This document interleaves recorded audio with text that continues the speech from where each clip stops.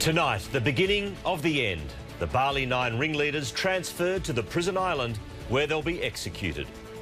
We, frankly, are revolted by the prospect of these executions.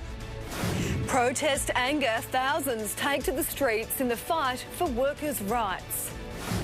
Mayhem in Sunbury. A driver's wild ride along a footpath sends chairs and tables flying. He's coming through the window and she pulled me back. My God, I could have died. And the covert KOALA CULL that's exposed a sad truth about an Aussie favourite. This is 10 Eyewitness News, first at 5, with Stephen Quartermain and Candice Wyatt. Good evening. First tonight, the condemned Bali Nine ringleaders' grim final journey. 10 years after strapping heroin to their bodies, Andrew Chan and Myuran Sukumaran have finally arrived at the Indonesian island where they will die. They left Quartermain prison before dawn after bidding their cellmates farewell amid heavy security and chaotic scenes, handcuffed and heads bowed. Daniel Sutton begins our coverage. It may have appeared chaotic as their imposing prison cell on wheels roared to life, but as the two armoured vans... The Bali Nine ringleaders taken to the island prison where they'll face a firing squad. Heartbroken families rushed from Australia to say their final goodbyes. A building site worker killed in a tragic trench collapse. Drugs blamed for a crazed driver's footpath rampage. A submachine gun among a stash of weapons found in a woman's car. And thousands of workers let Tony Abbott know he's in for a fight. Live from Melbourne, this is 7 News with Peter Mitchell. Good evening. Bali Nine ringleaders Andrew Chan and Myuran Sukumaran have arrived at the prison island where they'll be shot dead by a firing squad. They were handcuffed and marched from their jail cells in Bali early this morning, with Indonesia's president refusing to buckle to any plea for mercy. Rob Scott begins our coverage.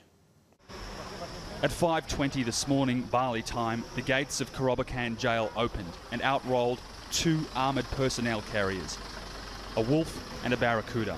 Inside the barracuda... Tonight, condemned drug traffickers moved to Death Island to meet their fate.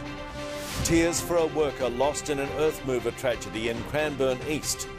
A machine gun among 9 firearms seized in a young woman's car.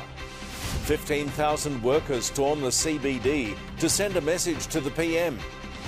A Metro staff member suspended over a wild ride in the company car. And the hungry koalas eating themselves out of house and home. This is 9 News with Peter Hitchener.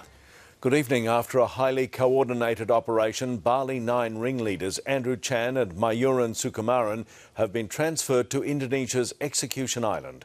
They're about to spend the first of what's likely to be their last nights before facing the firing squad. Mark Burrows reports. His wrists in handcuffs and chains around his ankles, Myuran Sukumaran shuffling down the stairway of the plane that brought him and Andrew Chan just a short step from the island.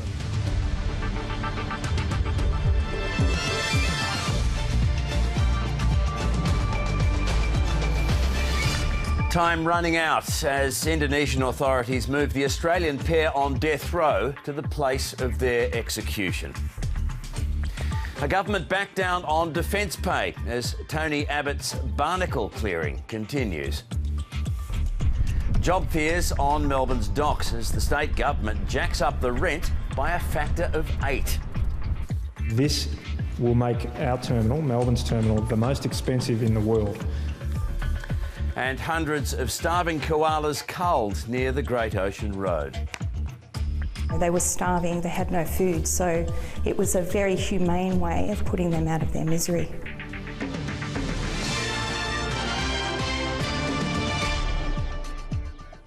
Good evening, Ian Henderson with ABC News. The convicted Australian drug smugglers Andrew Chan and Myuran Sukumaran will spend tonight in isolation cells on the tiny Indonesian island where they're due to face the firing squad. The two men were transferred from their Bali prison by heavily armed police in the early hours of this morning. The move is a further sign that requests by the Abbott government for Indonesia's president to grant a stay of execution are being ignored. Our correspondent George Roberts was at Quartermain prison in Bali this morning as the two men were moved. And reporter Greg Jennett is at the port town of Cilacap, where we begin tonight's coverage. Well, just behind me, a thin stretch of water separates mainland Indonesia from the prison island of Nusa Kambangan. And that same stretch of water now separates Andrew Chan and Myuran Sukumaran from the hopes and the lives they've clung to and the deaths that now await them. They were brought here by armoured vehicle, placed on a ferry and taken to a dock just on the other side. Their day had begun, just like any other, in Quartermain prison, but now with a visit by police. From there, George Roberts explains their journey to Central Java. Like a pre-dawn raid, the cavalry arrives under cover of darkness. Securing the perimeter, Indonesian police and the riot squad hold the line.